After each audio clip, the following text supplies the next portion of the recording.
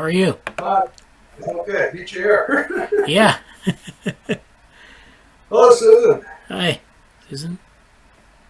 Oh, she's muted again. She's been having chronic trouble with her audio on that machine. Oh, well. Oh, you want to type something, Susan?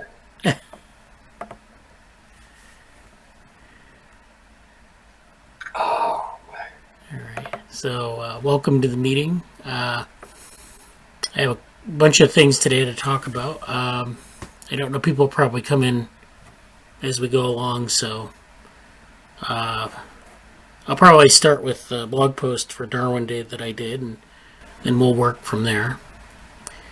Darwin Day. Yeah. Hi, how are you? Tharun?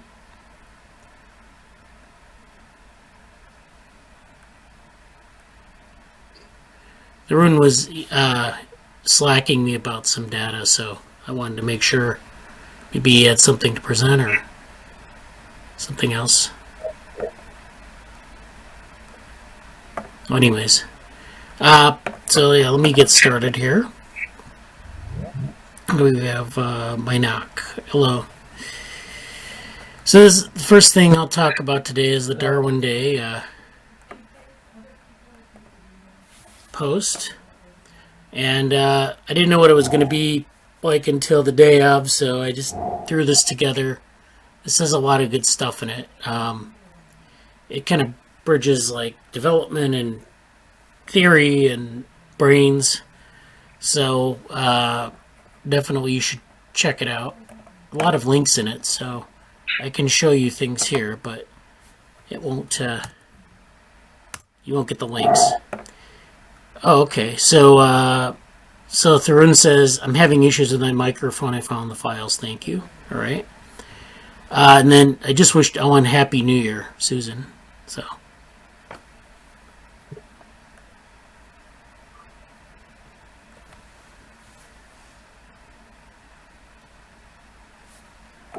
Oh, Dick knows her. Okay. Yeah.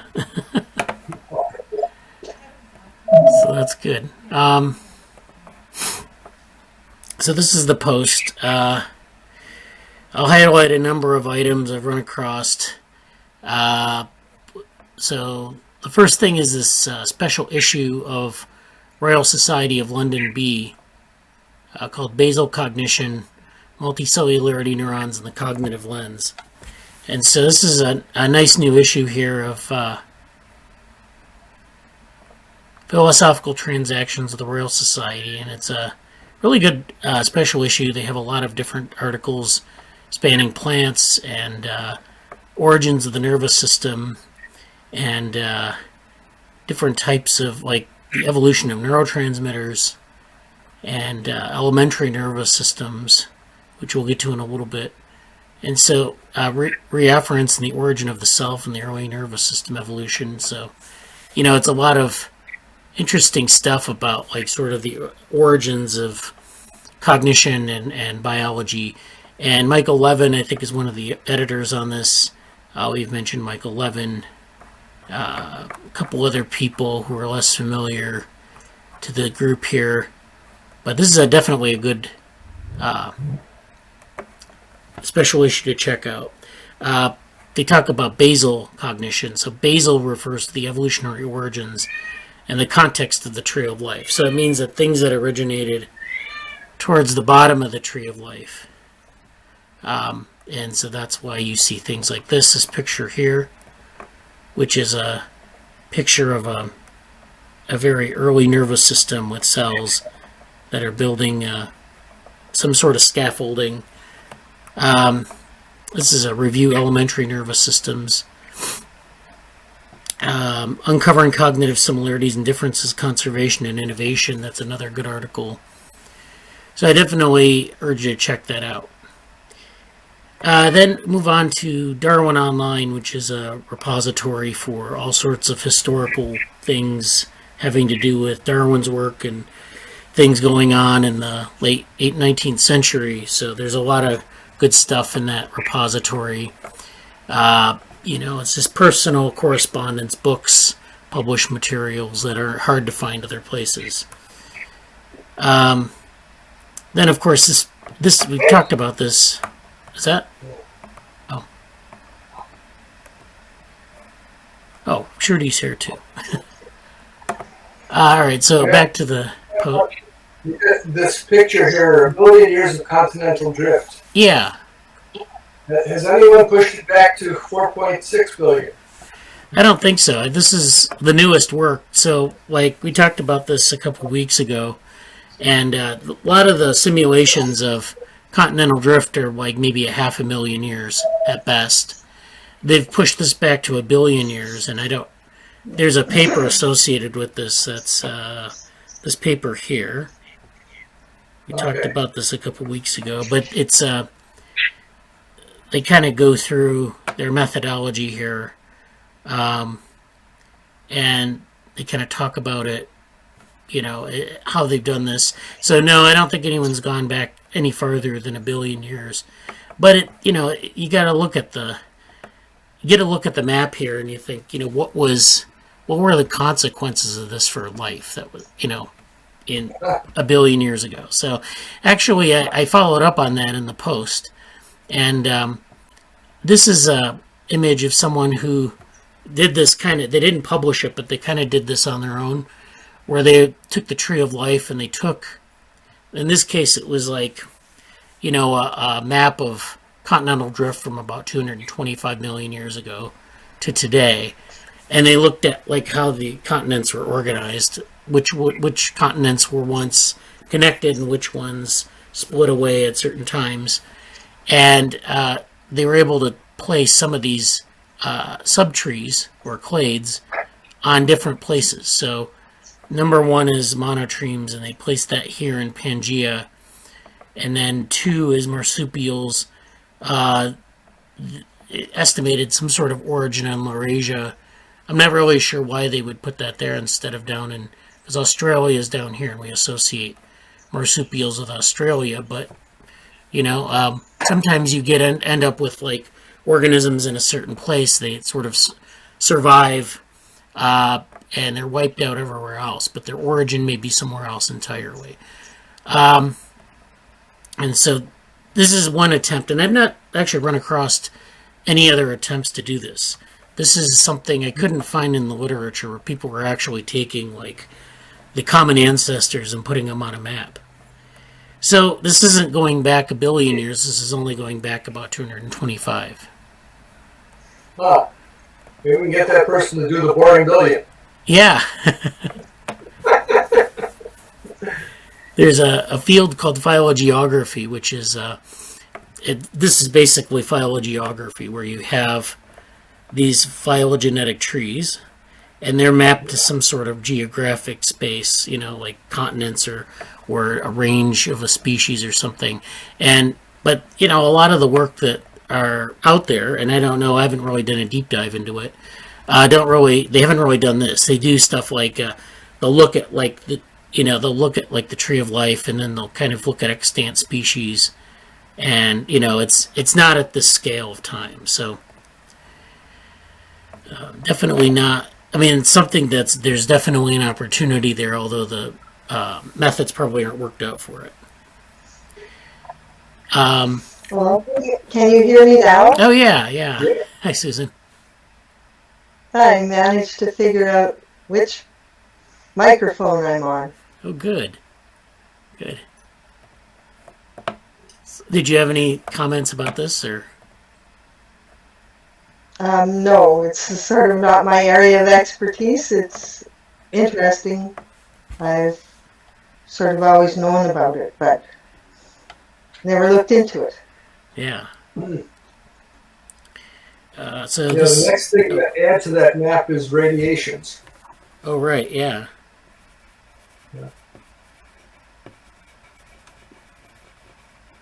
Yeah, I think.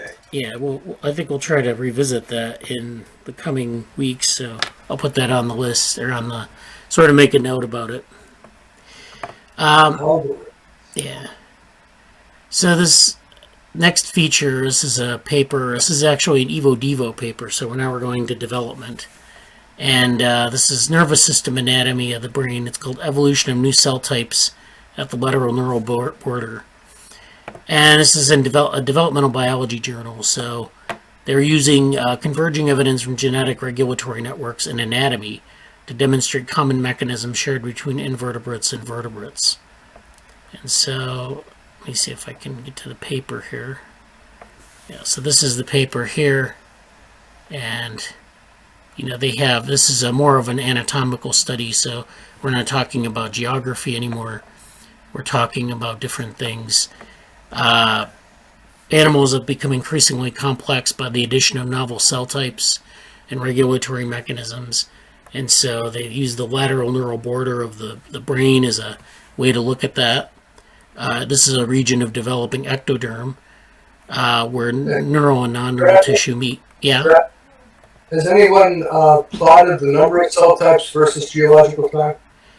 I haven't run across that graph. I don't think I know that there's that book by Bonner that we talked about a couple years ago, but he didn't do that. Yeah. Yes. Yeah.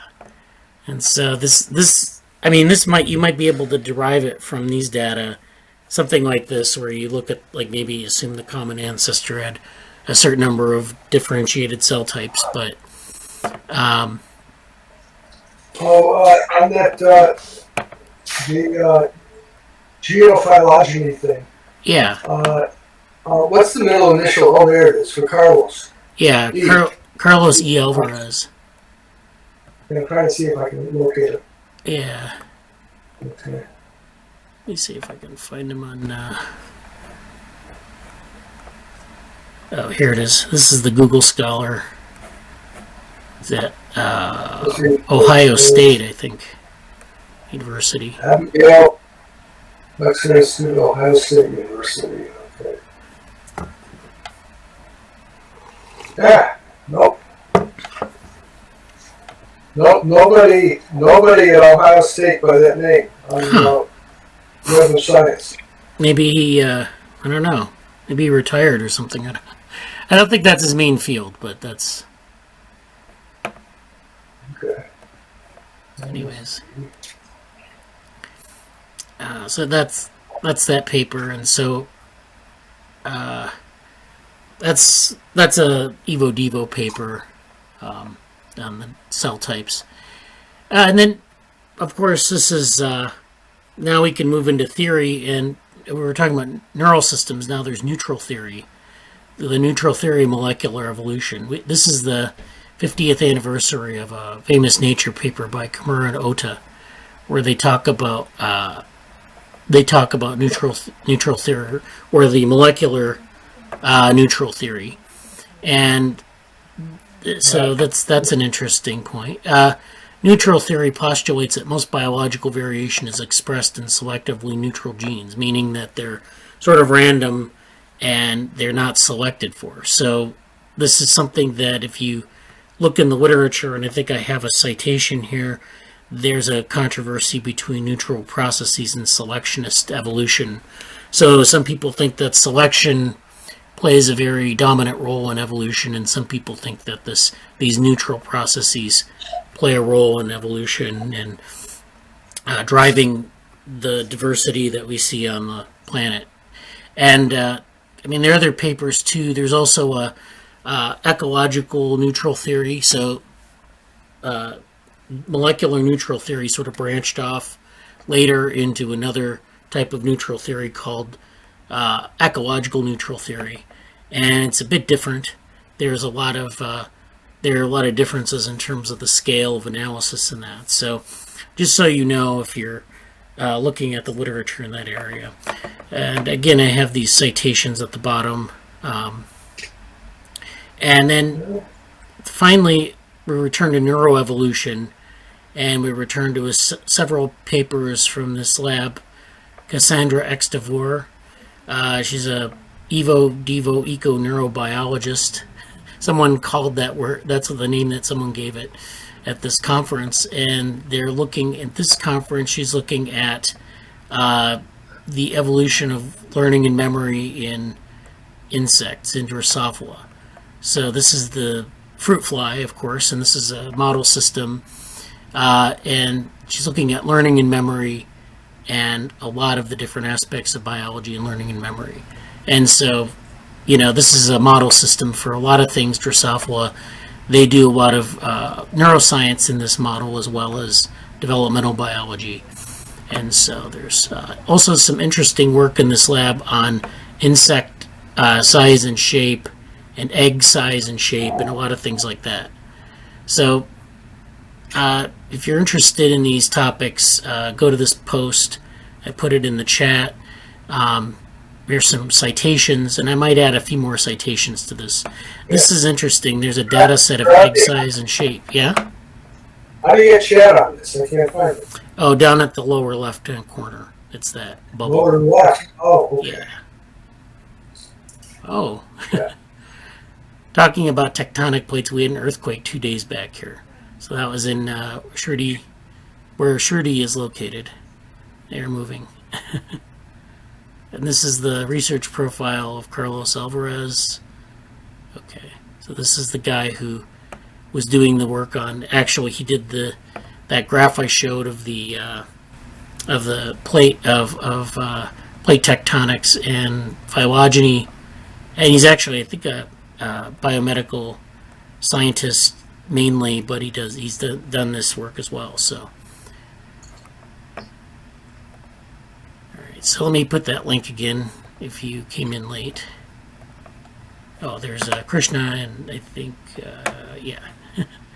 Someone, I don't think that's, yeah, it's Krishna came in late. So you can read that. So that's good. And I might add to this, I might add a few more references to it. There's a data set on egg size and shape for more than 6,700 insect species. That looks really interesting. And I don't know. Yeah, this is a scientific data paper, so it's a description of the data set. This might be worth checking out too. So this has like a lot. I know we talked about some data on eggs that was published in Science a while back, but this actually has. So this has like where you have egg morphology, the species, and there's some things in here. This is the assembling database of published sources. This is extracting database of published sources. So, I think I published something on amphibians with Jack Kaczynski many years ago. Oh yeah. But we had maybe it doesn't. Yeah. Well, I'll have to check into this, and yeah, we'll have to maybe look at some egg size data soon. See what that looks like, because I know we've talked about egg size in the group before. Actually, I know Krishna actually is kind of interested in that, but maybe we can do a deeper dive into that. Okay.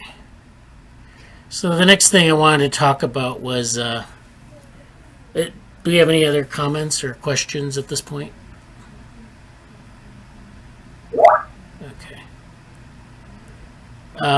The next thing I wanted to talk about was in preparing that blog post and in just kind of interesting stuff that I've run across. There's some other kinds of embryos that we might think about.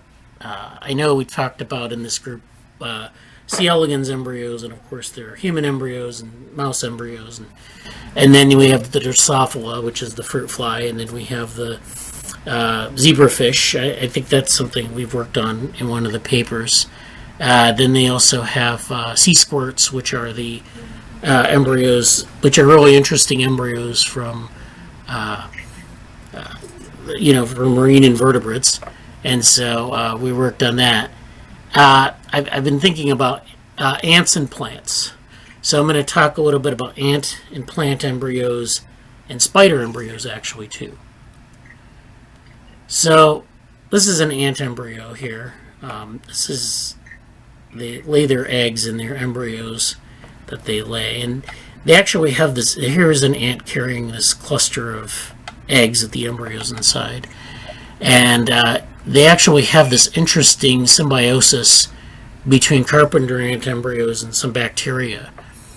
And there's this paper. Well, this is actually a Quantum magazine article that talks about this. So there are a lot of interesting relationships between ant embryos and what they call symbiosis. But ant embryos are interesting on their own. They have an interesting developmental period, set of developmental phases. So you start with the egg, and then you go to the larva, and then you go to the pupa, and then you have the adult ant. So you have these different life stages. And I should say that in C. elegans, you have something somewhat similar. You have an egg for C. elegans, and then you have larval stages, which are actually, they look more like a small version of the adult worm than ant larva. Then they have this pupa. Actually, they do have a pupa stage. In C. elegans, the pupa stage is this dower stage, where they, right around their second to third period of larval, their second to third larval stage, they can sometimes in times of environmental scarcity, they can grow this very thick cuticle around their body and then become quiescent or silent, and they just sit there and they kind of weather out the bad times. So they can actually do that as well. So this is actually very analogous in some ways to the C. elegans. Also, you have this. You have these embryos you can image. So, we want to look at them under the microscope. We want to understand what's going on inside of them. In this case, this isn't a very good shot of the cells per se, but this is an intercellular adapter protein that they're looking at. And this is actually in Drosophila, but this is Drosophila, but this is the ant comparison here.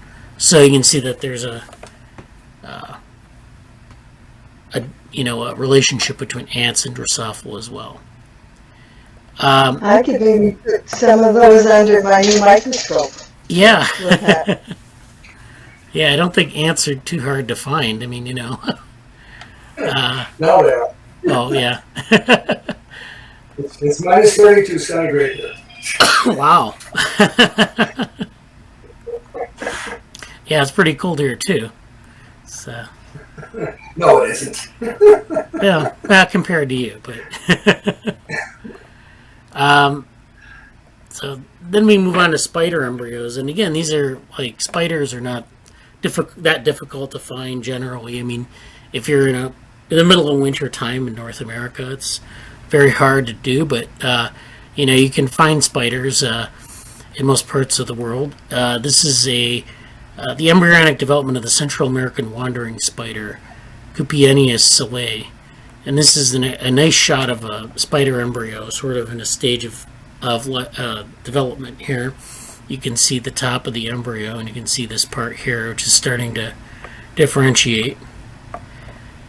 Spider embryos have a lot of interesting sorts of phases to their evolution. So their development. So they have these different stages of development.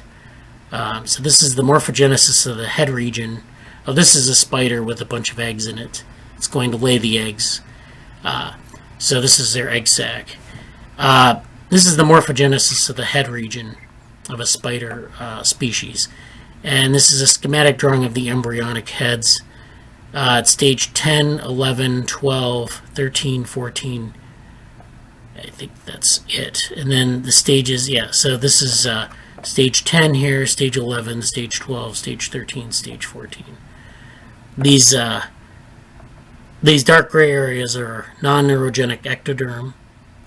Then it gradually overgrows the neurogenic ectoderm. So this is the neurogenic ectoderm here. This is the non-neurogenic. And these are just layers or layers of cell, different. We have the 3 layers of cell type. And this is different versions, different sort of, with different types of potential. So this is neurogenic versus non-neurogenic. So this is just showing sort of the formation of the outer head and how that happens in spiders. So these are somewhat well characterized. So again, I know we have some spider data. I'll talk about it later in Devo Zoo, but this is just giving you an idea of what they look like. Then I said ants and plants. So I talked about ant spiders and now plants. So this is Arabidopsis, which is thailcress, and this is something, it's a flowering plant that you find around the world again. This is an example of an embryo here of Arabidopsis. This is a light microscopy image here. This is, the different stages of development. So you have the octant, the 16 cell, the globular, the transition, and the heart. The late heart, the torpedo, and the seedling. So these things go from like little balls of DNA and a couple cells, and they sort of grow out like this, and they start to take on this heart shape, and then this torpedo shape, which is the extended lobes of the old heart here, and then this turns into a seedling where you have shoots coming out. And so that's how they develop. So it's a little bit, it's, different than what you might see in animals. But Arabidopsis actually is a model organism for plant embryogenesis. So I thought I'd pull this up. This is a better image. This is, so let me walk you through this image. So this is actually an EM, or an electron microscopy image of the ovules. So the ovules are like the places in the plant that house eggs or seeds. And this is a nice high resolution image. But then when they're fertilized and they start to grow, you have these, so you have the heart here, and this is a close-up of the heart and the cells. Heart, the torpedo, the walking stick, which is this longer one, the bent cotyledon, and so they're kind of going in this sequence. They're going from this heart to torpedoes to these walking sticks, and then the bent versions of this. And that's how they sort of, this is the time lapse over embryogenetic time. And this is a paper that you can read more about this. So finally, I wanted to talk about Devo Zoo and like what we have in Devo Zoo. So Devo Zoo, of course, I've mentioned it before, is a source of data for different embryos and different data sets. Or most of them are image data sets. Some of them are do have some like some CSV files of different things here for C. elegans. So that's processed data. But we have a lot of movies for spider embryos and Basilaria, which are protists. And so we have those. And one of the things that this slideshow has kind of made me think about is how we might acquire some other species. So we have spider in place. We don't have anything from the plant kingdom. I don't know what is publicly available on Arabidopsis, and I don't know what's publicly available on ants, but that might be worth looking into. And again, we might also look at the egg, what people have in terms of eggs and egg morphology. And I haven't put anything there. We might actually process some data for that and put it up with sort of in this format where we have the CSV files people can work from. So let's see. Dick said in the chat, table of eggs. So this is the Tuzinski and Gordon reference for mean field icing model for cortical rotation in amphibian one cell stage embryos. This is a paper that was published about 8 years ago. And then quail eggs can wait for an incubator. Do they show waves in eye development? Yeah, I was talking about spiders there. Oh, well, I don't know. That's be a good question. I don't know. In plants, you do get waves in the development of the sunflower, in the flower itself. Okay. That was shown by all green. All right. I could take some images of some seeds sprouting. Yeah. Yeah. That's probably easier than getting axolotl, but Yeah, there's a myth about plants, and that is that the cells do not change relative locations. And I find that a little hard to believe given how much a plant changes shape.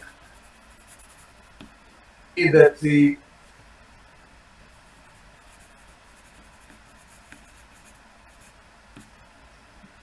So that might be worth investigating. To look at change of cells relative to each other. In other words, which cells are touching which other cells. Yeah. I'm just writing down some notes here. I don't think that's been investigated. It's sort of a general presumption that plant cells don't change neighbors. Which I think is absurd, but but it needs to be tested. Right. Is that because they have like they have frigid cells? Yeah. They have cellulose between them, but there's an assumption that creates rigidity, which does not allow for neighbor change. And I think in apical meristems there isn't much in terms of rigidity, so that it might be occurring in the apical meristem.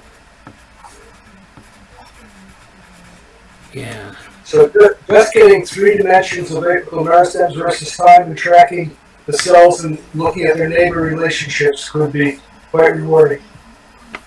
Yeah. Yeah. Be good. Yeah. That sounds good. We'll follow up on that in the coming weeks. But yeah, think about that more. We can talk about it more. Maybe Susan can do some local seeds and we'll see. Yeah. yeah, I have lots of canola seeds. I collected some in the fall. Yeah. Okay. And there's no nice thing about plants is that there are no ethical requirements. Oh yeah. And being vegetarians notwithstanding, we eat plants alive. Yeah. The only animal I can think of that people eat alive is the oyster. Yeah. You know, looks like Mainak wants to share some progress he's made regarding improving DevoLearn. Would you like to share that, Mainak? Be back in a second. You have to give him a drink. Okay. Yeah, of course. Hello everyone. So I've been working on DevoLearn for quite a while now, and I was actually working on trying to improve the lineage population prediction model. So can I share my screen, Bradley? It would be Yeah, go ahead. Yeah. Okay, I'll just share my screen.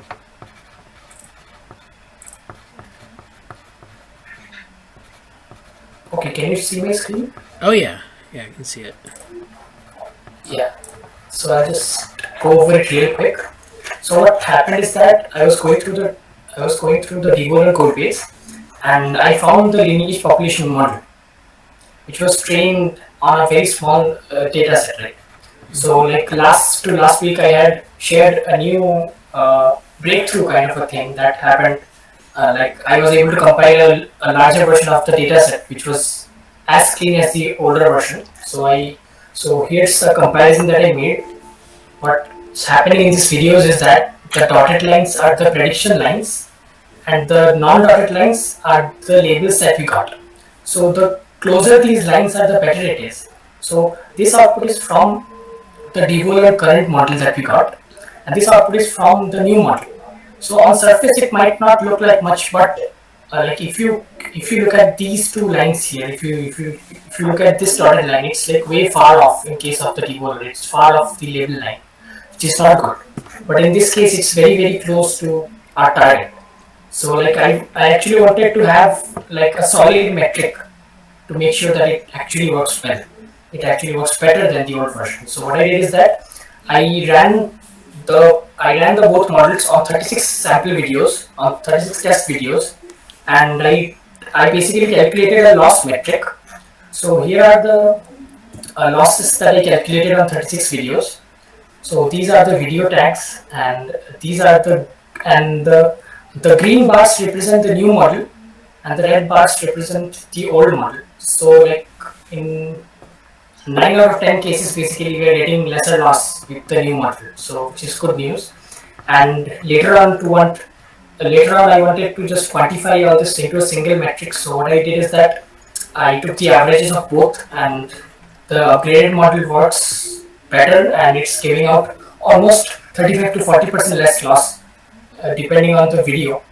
So that's some good news that I got. And actually last week I was a bit busy, so I couldn't really send the PR. So I'll be sending the PR by tomorrow, or at most by day after tomorrow. So yeah, that's something I was working on, and yeah, I'll send the PR and I'll let Bradley and Mayuk know when I do. So yeah, that's what I wanted to talk about. So yeah, thanks for your time. Yeah. So that was something that we talked about last week, sort of, was kind of in progress. Yeah. So yeah, that's and I like the results. It looks pretty good. Yeah. So for the most part, it's identifying it with less loss, and of course, in some of the data, I know what data set you're working on. So you're working on the, I think the epic data set. Yeah. So that's that's going to have like some of the videos are like they just record from a embryo. It's not necessarily aligned perfectly. So the videos have different fragments of development as they. So it's not all the same period, and sometimes the quality can vary because they're actually looking at fluorescent markers more than the cells themselves, and so you can get cell data out of it, but that's their imperative. So some of the images aren't as good, and so that makes sense. So yeah, we'll have to. Yeah, thanks for doing that.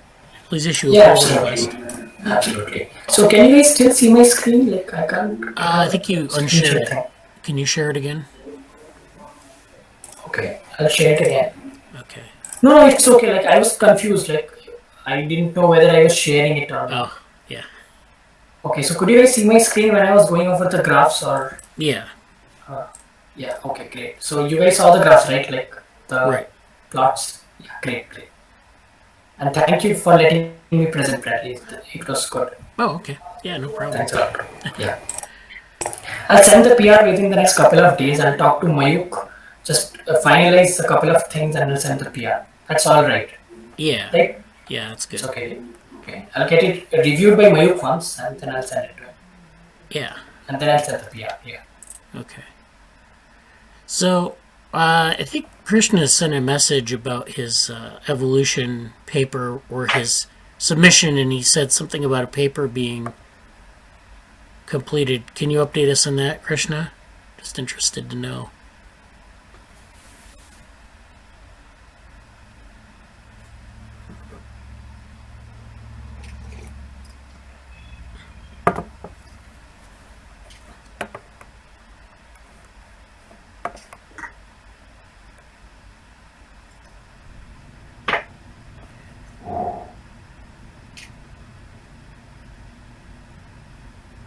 I don't know. He's not able to unmute. I don't think. I can go over the. Let me get the. Yeah, he's sending something. Oh, mic not working. Can I present afterwards? Sure, that's good. We also talked about I talked about with Krishna about doing a separate session for some of the Summer of Code, basically like an onboarding session. So this would be something that would be separate from the Monday meetings, something we can focus on the onboarding for potential contributors or students. They want to, learn things about the data sets or whatever. And I think that would be a good idea. I have to find a time. So why don't we, and I know for me it's, for me the morning, because if we have people in India, for me it would probably be the morning would be the only workable time in my morning. So it'd be your evening. Otherwise I can't really make it, because I can't make it at 4 a.m. my time. And then my time in the afternoon would be too late, I think, for you. Yeah. So why don't we find a time? Why don't we send out a schedule, and we can do that, and then set up a time, and then it'll work for every time zone. North America, Europe, and India, it should work out if we do that time period. And then any student who wants to drop in, they want to become onboarded or want to learn about the data sets or whatever, they can do that. And it's just because, if I do that in this meeting, it's going to take up all the time. So, but I think that's a good idea. I think if Krishna, if you want to send out a schedule on that, we can organize it. And then I know Tharun and Mainak are interested in this and contributing as well, so they might get involved. And then Mayuk, because I think he's going to be a mentor for this, so we'll try to get him on board as well. Let me share my screen here. I want to go over the submissions for the different papers that we have outstanding. Okay, you can see my screen. So we don't have a lot of stuff on here right now. We're kind of knocking down some of these. So this evolution kill the winners, this is something that Krishna has proposed for evolution 2021, and he says that he's got some progress on that. And so this deadline is March 1st. And again, we don't have to make, if this isn't the best venue, we can submit it to something else. I'm just matching up these submissions with venues and times. I also have something called Euler Paths for Life, which is this thing that I presented on, I think, last year. And that is, let's see. Here it is. So I have two versions of this. I have a network science version and an evolution of development version. And the difference is that the jargon is, this is more sort of biologically friendly. It doesn't have a lot of network jargon in it.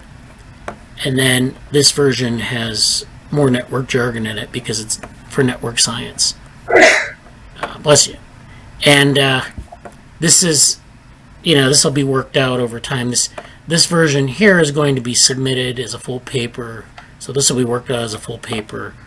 But this one here, the evolution development version, is going to be submitted, I think, to evolution as just an abstract, and we'll see if they go for it, or I think it'll be good to have like these two tracks because it's an interesting topic, but it's not we have this difference in language between a more biological audience and a more sort of computational audience. But in any case, that's something, if you're interested in contributing to that, it's open for contributions. The deadline here is March 1st. Let me make a detail. I'll put this in the details here. Here. Actually, this will be the details. So that's the link for that repository. And if you're interested, you can make pull request and push some changes to that if you think there's something we should cover in that. The DevoLearn Flash Talk, I did this Monday, or actually Tuesday, last Tuesday. So this is this conference on education in virtual worlds, basically online education and so forth. It was a pretty interesting conference. There was a lot of unconference topics. They talked about running hackathons, for example, which is a sort of an event where you kind of work out problems and you meet virtually. And I know that the OpenWorm Foundation has had a couple of hackathons on different topics. And so I had some insights to share with the people there.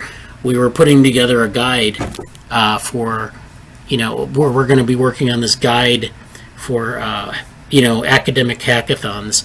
So we'll see how that goes. But I actually gave this flash talk. This was about an 8-minute talk. And I went over it last week with the group. So, it was, just a basic introduction to DevoLearn, how it originated, the, educational potential for things going on in DevoLearn and so forth. And so people were excited about it, but I wanted to get it out there and get people interested. I haven't had any, contacts about it since, but it's something that people saw, and I think they were pretty excited about it. So we'll have to work on the paper that we've been talking about and get that out as well. And then maybe, this is something that we'll build upon. we can use the paper and this flash talk to advertise it to people so they can learn more about it. This is Growth Forum and Theory of Deep Learning. This again is outstanding. Well, actually, let me update this. This was the one. So this is this DevoLearn paper. I haven't put that on here. Yeah. All right, and we'll just put that as the deadline. So again, we might be able to match that with a venue, but we'll see. Bradley, the boring billion paper is missing from this list. Okay, I'll put that on. Let me see.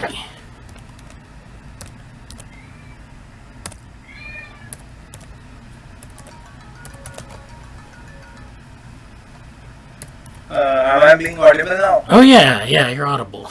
Actually, my mic was not working. Okay. Did you have Can something? everything now? Okay. Uh, So did you want to update us on the... Might as well do Yeah. it now. yeah. Can I share my screen? Yeah, go ahead. Okay.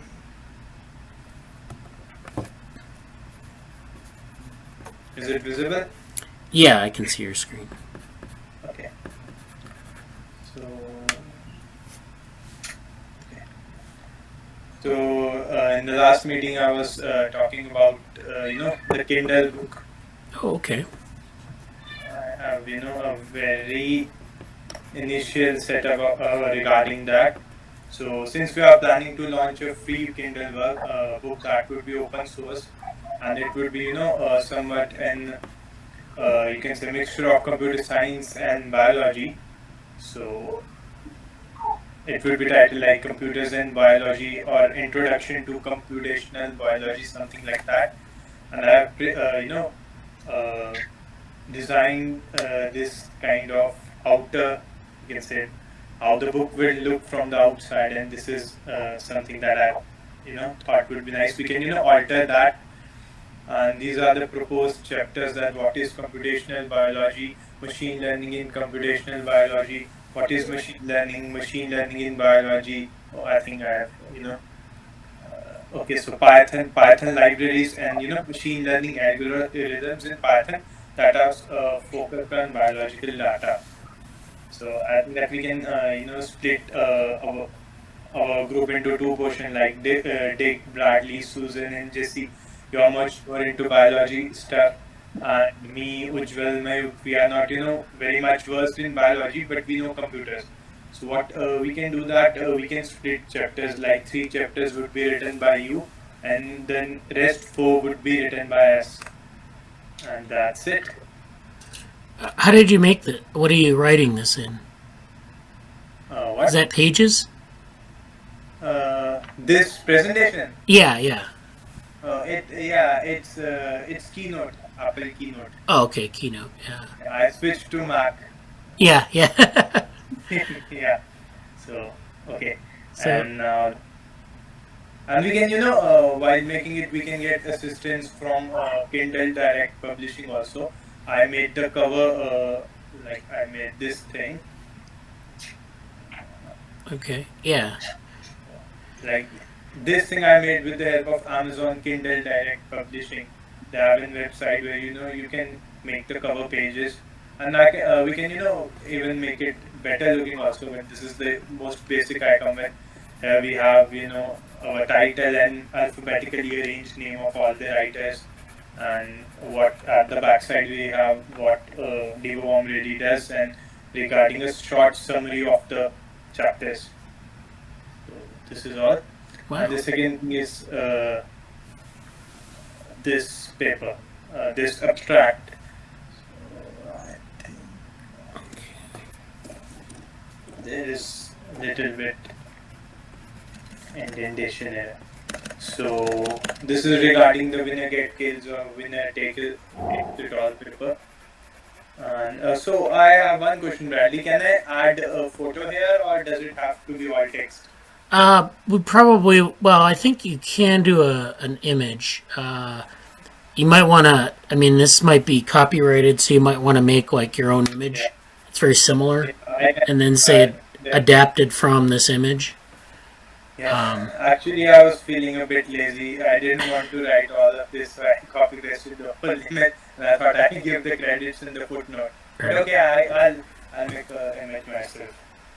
Let me check on the images. You know, a lot of the conferences now, they allow you to have like one image as like a graphical component to the abstract, so it should be okay. I'll share this paper abstract. You can give it a read. Sometimes you can ask permission to use an image and that works out. So it's just a matter of asking the publisher or the people who made the image if you can use their image. Okay. They might allow that. There's a general place you can get permissions for images. Put it in the chat. Oh. Yeah, it's in the, let's see. Yeah, the marketplace copyright.com. So if that's that link, you should be able to, if you want to ask for permissions for something. Okay. Otherwise, I can make it myself. There are a lot of tools like Inkscape that can generate vector graphics, so I can do it. So I'll share. Okay. I think you got disrupted. I don't know. Yeah, so that's good. Also, in the book title, Krishna, the surnames are reversed in some of the. Oh, there you go. Sorry. It's okay. Some of in the book titles that you showed, some of the surnames are reversed. Yeah, I did. Yeah, it's fine. We'll fix it. Okay. Yeah, I thought that I'll do this way. Okay, we can do it in the other way. Yeah, and so yeah, Dick is a nickname, so it's Richard, and then Susan Crawford-Young would be the last name. But we can go through those. Yeah. Yeah, and then the content for that would be fleshed out over time. Like, I think we have some of the content already, so we can use that. Yeah, I have my tutorials from DevoLearn regarding the Python and all the machine learning algorithms. I made few tutorials, right? Yeah. So we can tweak them and use them. So I'll share the slides with you and with Susan and Jesse. Okay. I'll put them in Slack. So, yeah. Susan, can you give me your email address? Is she here? Yeah, she's here. She's not on Slack. I'm here. I'm just. I haven't got my. Let me turn up. I'm gonna say hi. I'm here. I am here. Okay. Can you put your email address in the chat so I can share the link with you regarding the presentation? I'll try. Also, Dick had a question about history. Computers and biology started at least in the 1960s. So I don't know if we want to put a historical background. Usually books do have the historical background in it. But yeah, we can do yeah, that. Yeah. That would be, that would be nice. It will give a lot more. You can say weightage to the book. We have to, if we want to, make it. You can say we can add more pages to it and make it, so that it builds something from the foundation. People get interest by reading. I read an article. It said that if you want to half the sales of your book, add one equation. Stephen Hawking said that. His publisher told him that if you want to half your sale, add an equation. Every equation half the sales. Yeah, I mean, yeah, probably. How about a line of code? Yeah.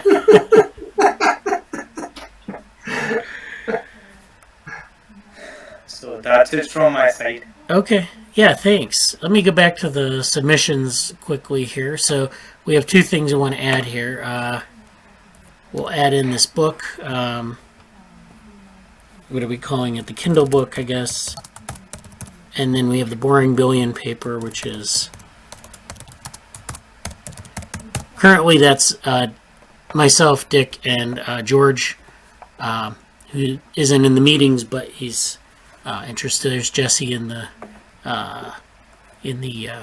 Excel file. So, and then this venue. This is for Biosystem Special Issue.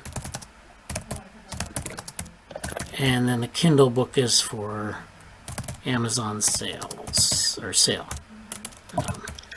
And then we can figure out what's the deadline on the boring billion? Oh boy, it's coming up soon. It might be the end of this month, in which case we better get to it. Yeah. Yeah, that's that one. And then, so... was that? Yeah, it's the waves issue. Yeah, the waves issue. So this is the... Yeah. Let me put in details here. Waves issue. And then we have the other paper here, the periodicity in the embryo, which, of course, we've talked about, and that has... there's still some work to do on that. We have to find a video for that. So if people know about like a good sort of public public access, like a Wikimedia style video of cell division and things like that, let us know, because we're looking for that for the final version of periodicity in the embryo. And then boring billion, probably improving upon some of the graphics. I showed some graphics from that a couple weeks ago, so that'll probably be improved upon. And then the Kindle book has we'll figure out the deadline on that. I also have this paper, or this abstract I'm submitting to Networks, or NetSci 2021, on embryo networks and connectomes. I'm going to submit that in a couple days. The deadline's coming up. But we'll hopefully if it gets accepted, we can talk more about it in the meetings, and other people maybe can participate in it. This is the Euler Paths for Life. This is the full paper. This is targeted for CompleNet 2021, and that's a March 26th deadline, so that's a little bit in the future. The DevoLearn paper, well, I already have that here, so that's preprint right now, and we might submit it somewhere. Then this bacillary and anaeronal cognition. This is for the book Mathematics of Diatoms, and that's due April 30th. So we have, I think we're coming along on our deadlines. If you want to work on anything, let me know. We can go over the deadlines again in the near future. I think, if you have some new ideas, we can put them on there. But I think right now we're pretty... we've got a lot going on. So, to finish off, and I know some of you have to leave at the top of the hour, but I wanted to go over a couple papers that I found in queue. Yeah? Sorry to cut you. Actually, I have a job interview, so I'll be leaving right now. Okay. Oh, good luck. Okay. All right. Good luck. Okay, bye. Bye. Good luck. Yeah. Thank you. So why don't I go over the papers? And again, if you have to leave, that's fine. I have a lot of things actually here, but I'm not going to go over all of them. This is the paper again, like I mentioned when I was going over the blog post. This is the scientific data paper on a data set of egg size and shape for more than 6,700 insect species. So they have morphological descriptions of insect eggs with records for 6,706 unique insect species and representatives of every extant hexapod order. So this is a lot of data here, and it shows this data set includes eggs whose volumes span more than 8 orders of magnitude. And so this data set was assembled by automating the extraction of egg traits from the primary literature. So a lot of the primary literature has like a lot of descriptive aspects to it, and they're just basically extracting those and making a data set. So this is a nice way to get a big data set together. We'll have to investigate this. And then there's this associated paper, Insect Egg Size and Shape Evolve with Ecology but Not Developmental Rate. And so in this paper they talk about over the course of evolution, organism size has diversified markedly. Changes in size are thought to have occurred because of developmental, morphological, and ecological pressures. to perform these phylogenetic tests. So they're looking at like the effects of each of these. So this is either the developmental process, the actual shape and physical aspect of the egg, and then or organism size, and then ecological pressures like drought or temperature or something like that. And so they generated data. So this is talking about the data set that they've generated. And then combine these with genetic and life history data sets. So they're actually combining more data sets in this paper. We show that in life history is just like the history of development, the different things that happen in the different, changes in morphology that happen in the organism. We show that across 8 orders of magnitude of variation in egg volume, the relationship between size and shape itself evolves, such that previously predicted global patterns of scaling do not adequately explain the diversity in egg shapes. So I think we've talked about this in previous weeks, where there are these scaling laws that describe the size of an organism, and there's a trade-off with like different things like genetic control or ecology, like whether there's food available. And so they look at that and they say that doesn't really adequately explain the diversity in egg shapes. We show that egg size is not correlated with developmental rate, and that for many insects, egg size is not correlated with adult body size. So the egg size can be very large, and it doesn't necessarily translate into a very big adult. It just means that the egg size is bigger or smaller.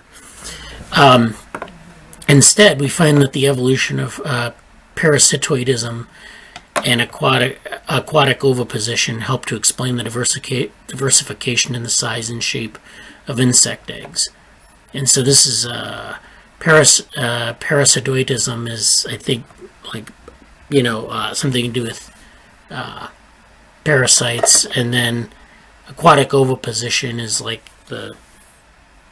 I don't really know how they define that, but it's something about how they're laid and help to explain the diversification in the size and shape of insect eggs. Our study suggests that where eggs are laid rather than universal allometric constraints underlies the evolution of insect egg shape and size. So this must be, aquatic oviposition must be where they're laid in like an aquatic environment. So they go through this paper, and it's pretty technical, but they give you some, they analyze their data here. They look at egg volume versus these different shapes. So this is an aspect ratio of an egg, so it's like the length versus the width. So you can have these squashed eggs like this. You can have, spherical eggs at 1, and then you can have these elongated eggs at 8. And so 0.25 is where it's squashed, and then it's stretched out on that same axis in 8.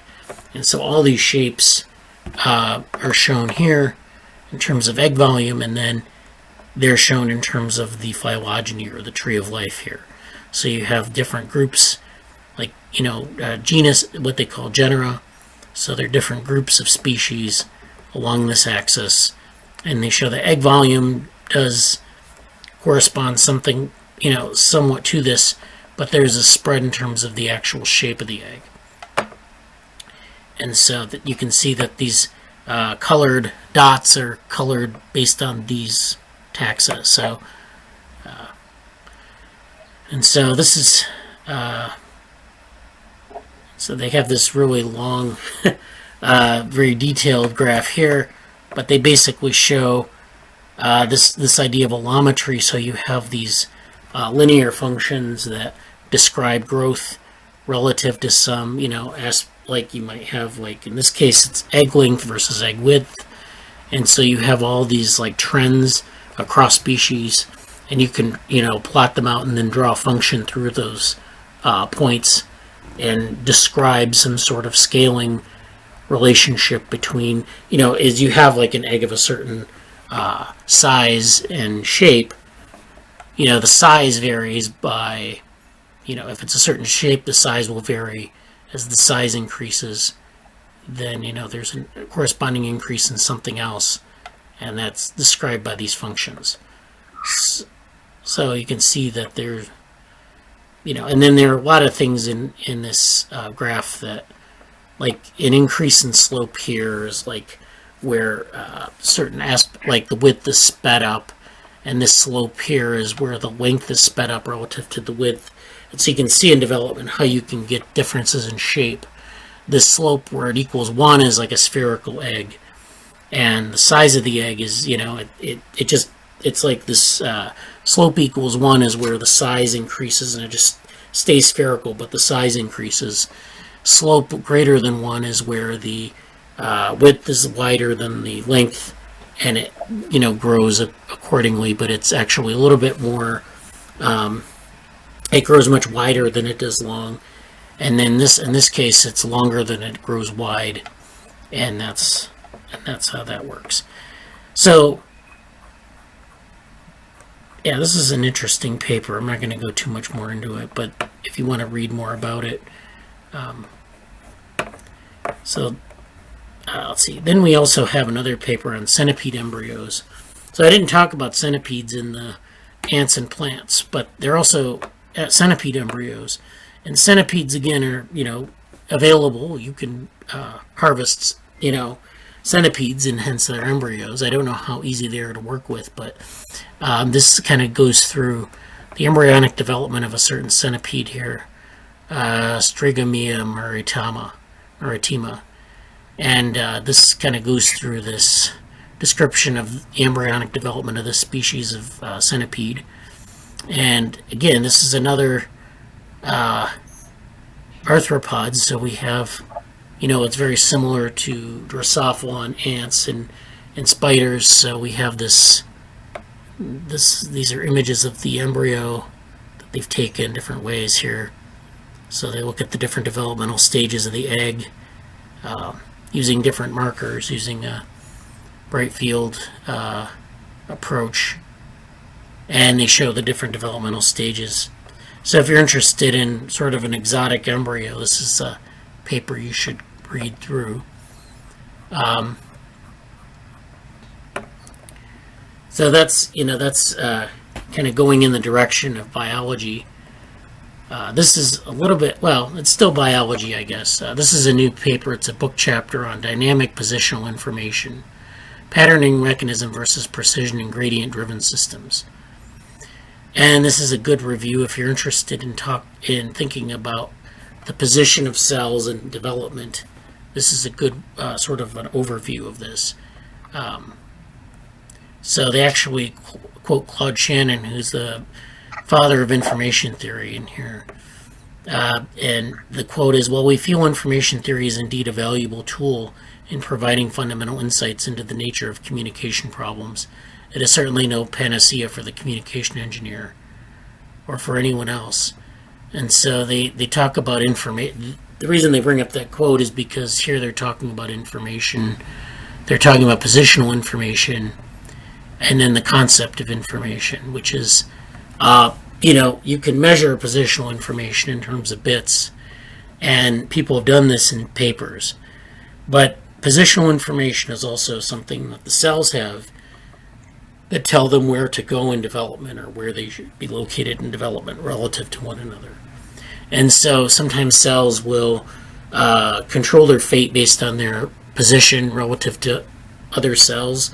Sometimes they go to a certain location, like the anterior end or the posterior end of the embryo, and that's the positional information they use. And so they talk about different types of positional information. Positional information, defined as Shannon information, helps us understand decoding and error propagation in patterning systems.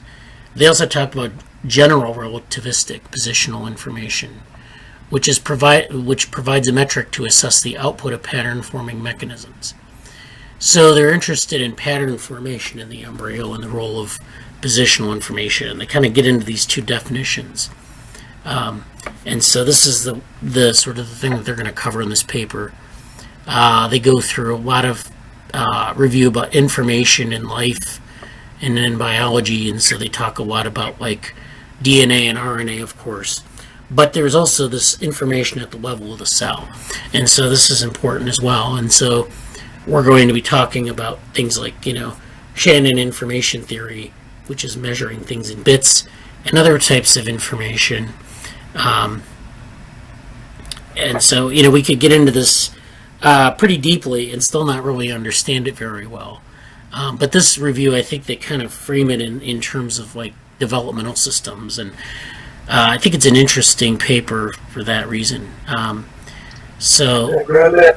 Put an article we just published which critiques these kinds of views of positional information was supposedly thought up by Louis Wolpert, and he waxed and waned over whether he thought it was true. But this is a comparison of these French flag gradients and differentiation waves. Okay. Yeah, that looks like a good paper. So this is the French flag gradients and Turing reaction diffusion. So check this paper out.